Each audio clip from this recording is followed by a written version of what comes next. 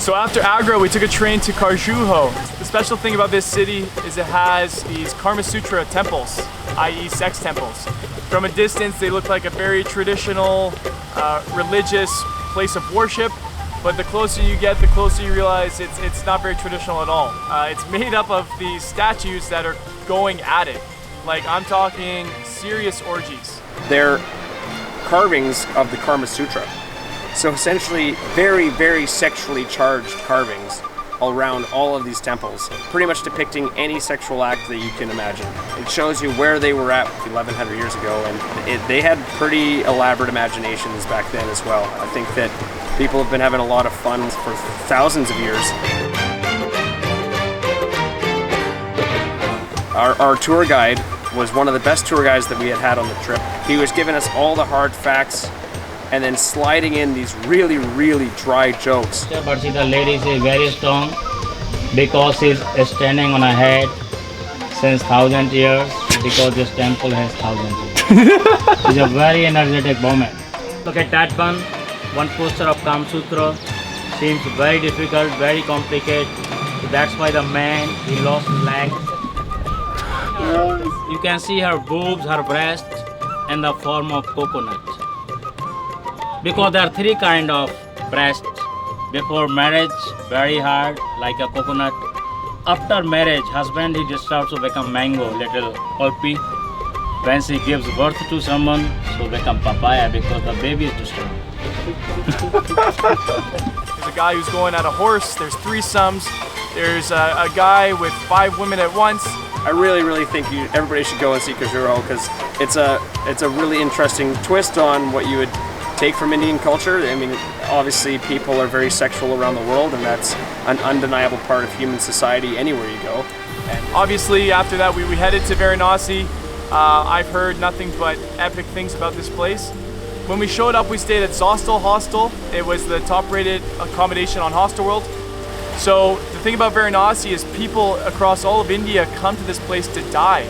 The Ganges River is one of the most holy places, and what they do is they get cremated and then they pour their ashes into the Ganges.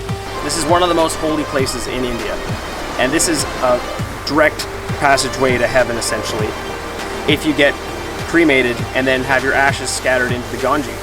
But this particular town is based right on the side of this river where these cremations are happening. The population uses it for everything. They're bathing in it, they're swimming in it, they're fishing in it, like everything they're doing in this river, which makes this not the cleanest place in the world at all. I guess if you're from a place like this, then your body probably builds up the defense mechanisms to be able to survive that kind of a habitat.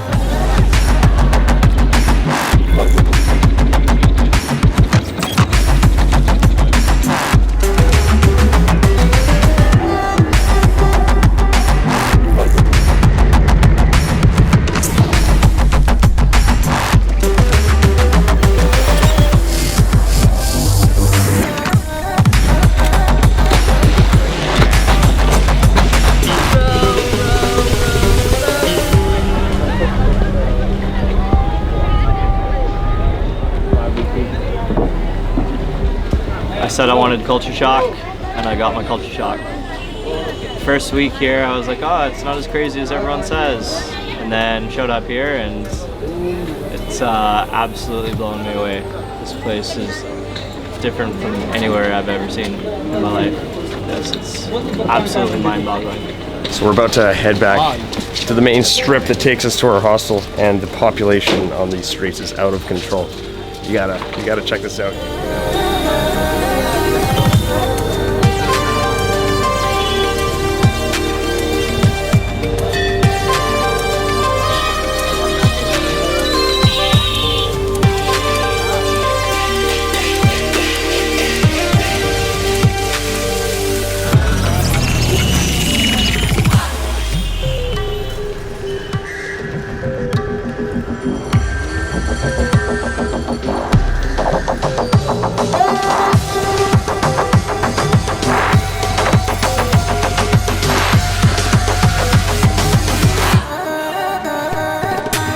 We went in there with the intention of filming the cremations, but it's a very, very sensitive subject. I don't think anybody would appreciate you having a funeral and then all of a sudden some foreigner coming in with a video camera and filming it.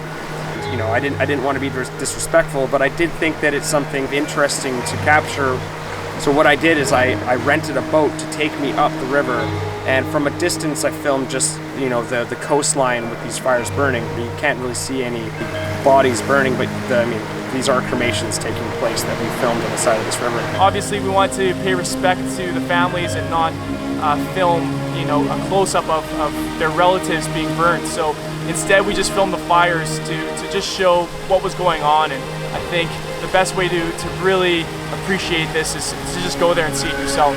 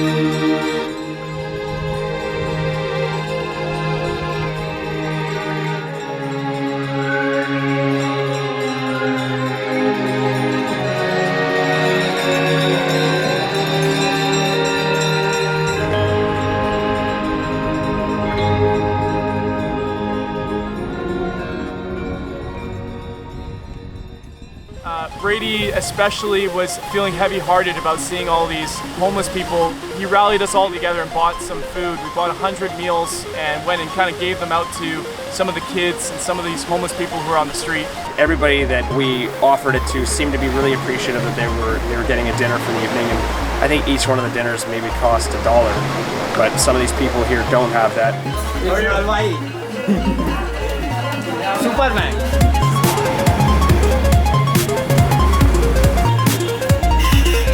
I'm waiting for Curry to explode all over his face.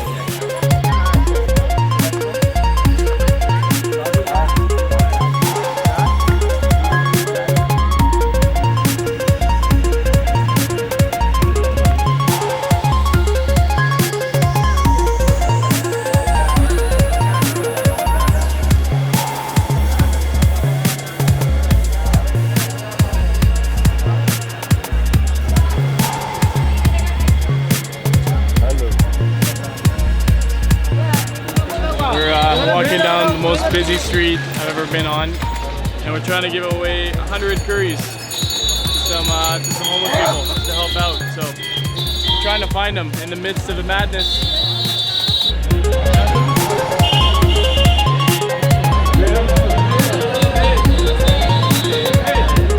I really think that everybody should go to Varanasi. I loved it. It was really interesting, but I don't know if I could have stayed for longer than a month because it is absolutely insane. It would be too hectic. You need to almost go and find some level of solitude, a little grassy patch in a forest with nobody around you for a week after you do Varanasi. I highly, highly recommend India. It's cheap, it's friendly. Don't listen to the misconceptions that are out there.